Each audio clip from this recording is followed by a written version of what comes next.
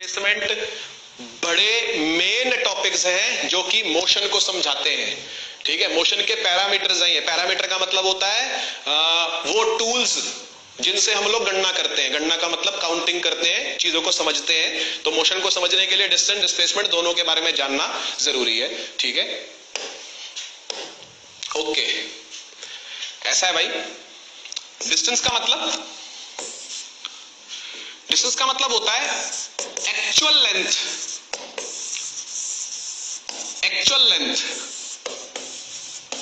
Covered by a particle कह लो, object कह लो, body कह लो, कुछ भी कह लो, है ना। फिजिक्स ऐसी है, पार्टिकल, ऑब्जेक्ट, बॉडी, ऐसी चीजें यूज करी जाती है यहां पर। ठीक है ना। तो actual length covered by a particle is called distance. Displacement क्या होती है? डिस्प्लेसमेंट होती है shortest path travelled by a particle. Shortest path travelled by a particle. मैं यहां शॉर्ट में लिख रहा हूं, नोट्स शॉर्ट में लिख रहा हूं, आपको ऐप के अंदर डिटेल में मिल जाएंगे। ठीक है, जैसे चैप्टर खत्म होता है वैसे ही नोट्स डाल दिया करेंगे हम। ठीक है ना, 10th में भी ऐसे ही करें, 9th में भी ऐसे ही कर देंगे, नोट्स डाल देंगे जैसे ही चैप्टर खत्म होगा वैसे ही। ठीक है ना। तो अभी के लिए मैं यहाँ पर शॉर्ट में लिख रहा हूं कि भाई मान लो ये एक पॉइंट है ए और ये एक पॉइंट है बी। ठीक है, आपने ए से भी जाना है, तो मेरी मर्जी है मैं ऐसे जा सकता हूं, मेरी मर्जी है मैं ऐसे चला जाऊं, मेरी मर्जी में इधर से घूम के ऐसे घूमता हुआ वापस ऐसे जाकर के यहां खड़ा हो जाऊं, मेरी मर्जी। ठीक है ना, मैं जैसे मर्जी जाऊं। मैं इस वाले पाथ को पकड़ के जा सकता हूं, मैं इस वाले पाथ को पकड़ के जा सकता हूं, या मैं यहां से ऐसे घूम करके ऐसे करता हुआ जा सकता हूं, मेरी मर्जी है। ठीक है ना। तो ए से बी जाना है, मेन बात ये है ना। ए से बी जाने के कितने रास्ते हो सकते हैं? आपका आंसर होगा सर अनगिनत। तो अनगिनत डिस्टेंस होते हैं, गिन नहीं सकते आप डिस्टेंस को। लेकिन डिस्प्लेसमेंट सिर्फ और सिर्फ एक ही होती है। वो पता क्या है? वो है सीधा जोड़ दो ए से बी को सीधा जोड़ दो आप। एरो से दिखाई जाती है, एरो से दिखानी चाहिए, और स्ट्रेट लाइन होती है हमेशा ये। ठीक है, डिस्टेंस तो कैसा भी हो सकता है, लेकिन डिस्प्लेसमेंट स्ट्रेट लाइन होती है, और इनिशियल से फाइनल के बीच में होती है। इनिशियल का मतलब पहले वाला, ये इनिशियल पॉइंट है और ये फाइनल पॉइंट है। ठीक है, तो इनिशियल से फाइनल के जो बीच की सबसे छोटी दूरी है वो सीधी ही हो सकती है और कुछ नहीं हो सकता।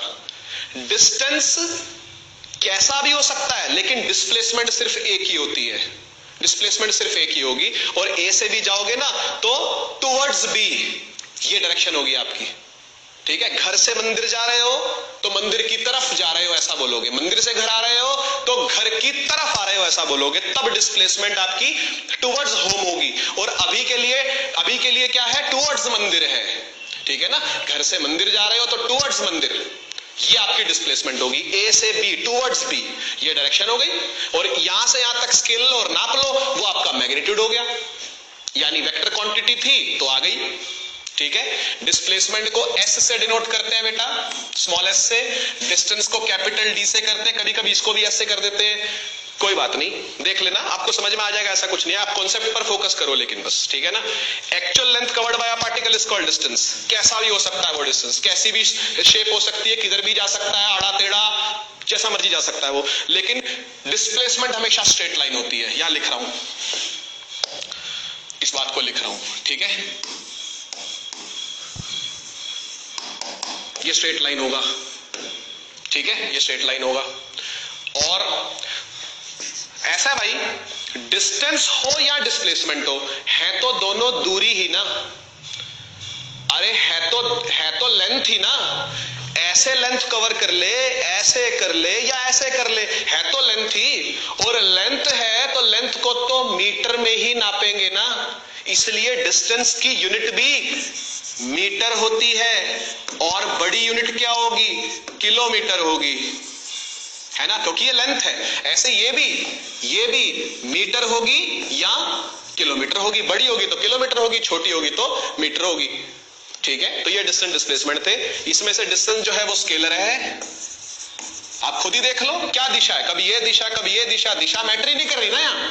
इसलिए स्केलर क्वांटिटी है। और यहां पर ये वेक्टर क्वांटिटी है। किस तरफ बड़े हो इसलिए इसको वेक्टर कहा गया है डिस्प्लेसमेंट को। तो ये जितनी बातें थी जरूरी वो सारी मैंने यहां पर लिख दी है।